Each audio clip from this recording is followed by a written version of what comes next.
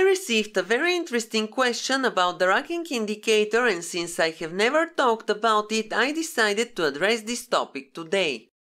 I have heard that the scale is different on the different models, so the information in this video will be for Passap Duomatic 80.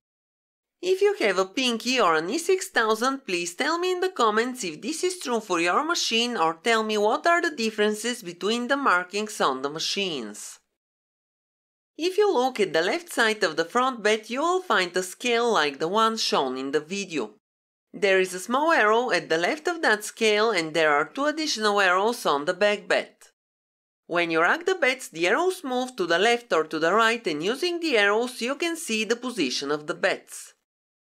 The other knitting machine brands use the terms half pitch and full pitch for racking the beds and setting the needles according to the needle rule or opposite to each other. When you rotate the racking handle, you will hear clicks as soon as the bed is aligned correctly, and each click will move the arrow on the indicator with half number. In other words, when the arrow key is pointing to a whole number, the racking handle will be in its lowest position.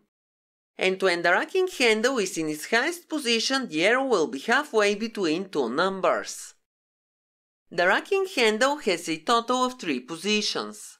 I will barely explain them just to give you some basic directions in case you are a beginner. When the racking handle is in its lowest position, the needles on the back bed are positioned in a way that you can use the machine to knit double bed fabrics. In most cases, when the instructions go to arrange the needles according to the needle rule, the racking handle should be in this position. When the racking handle is in its highest position, the needles on the back bed will be opposite to the needles on the front bed.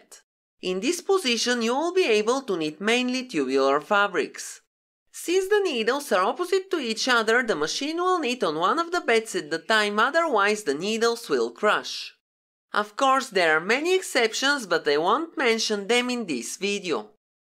The third position is not a common one.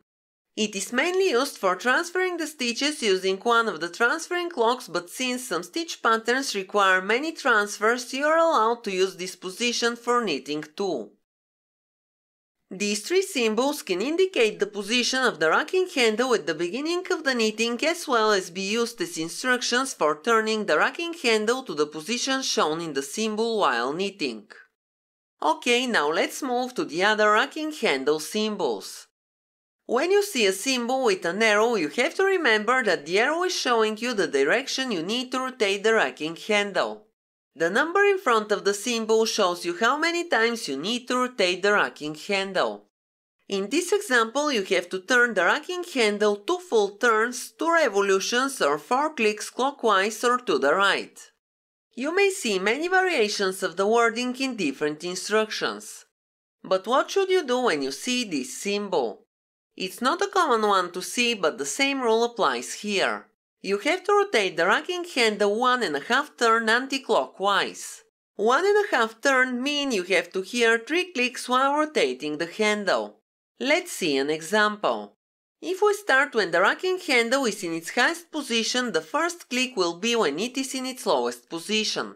Then you have to hear the second click in its highest position, and the last click will be when the handle is in its lowest position. In other words, except that we rack the beds, we change the position of the racking handle and the needle arrangement. Now let's explore one additional component. This is the metal indicator above the racking handle. It moves right after you start rotating the racking handle and indicates the direction the racking handle is rotated recently. If yours is not working correctly, you can check out this video by clicking on the info card. Now let's see some examples of the racking indicator. In most of the cases, when you start knitting with the racking handle in its lowest position, the arrow on the back bed must be exactly opposite to the 0 on the scale.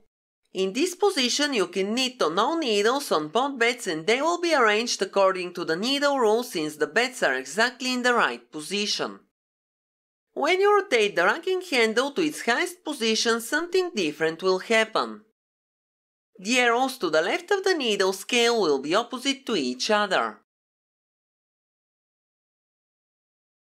You may now use sew needles on both beds to knit tubular fabrics. I'm amazed that the needle scale is designed in a way that when you slide the edge spring to the side, it passes exactly between the markings. This means that I haven't scratched this area when sliding the edge springs. But now let's get to the main question. What position should the racking indicator be before you start knitting? Well, this question has several correct answers. The main rule I follow is that when I knit with the racking handle in its lowest position, I keep the bed centered, or in other words, the arrow on the back bed is pointing towards the 0 on the scale. When I have to knit with the racking handle in its highest position, I always make sure that the arrow on the back bed is pointing towards the arrow on the front. But now let's look at the exceptions. All of the examples can be found in the small stitch pattern book, but the same markings can be seen in many of the written instructions and magazines. This is the first example. As you can see, there is an indication symbol right above the diagram. This symbol tells us that we have to rack the bed right before starting to knit. The arrow on the back bed must be pointing to the number 3 as shown in the symbol. Sometimes the letters L and R are used to clarify the direction, where L means left and R means right. Now let's look at the second example. Do you remember this beautiful stitch pattern? I use it to knit a very cute girl sweater. But there isn't a symbol for the bed position.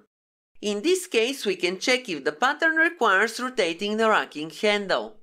We have symbols that indicate that we have to rotate the racking handle 2 full revolutions clockwise, then 2 full revolutions anti-clockwise. In this case, I suggest to start with the bed centered. This way would be the easiest one to get back on track if you get lost, and it will allow you to use sewn needles on both beds for this stitch pattern. However, if you are not using sewn needles on the beds, you may start with beds racked one position to the left or the right, and you will still be able to do the racking for the pattern. Now let's see the next example. This is a very cool stitch pattern that I hope I will try soon. Once again, there isn't a symbol for the bed position. We have symbols that indicate that we have to rotate the racking handle 1 full turn clockwise and then 1 full turn anti-clockwise. But in this case, we have to repeat each part 3 times as shown by the bracket. Since we have to rotate the racking handle anti-clockwise and we have to rotate it a total of 3 full revolutions, we must start with the bed centered. But we can also start with the beds positioned in any of the positions to the right if not all needles are in use. Now here comes the last example. This is obviously not a racking pattern.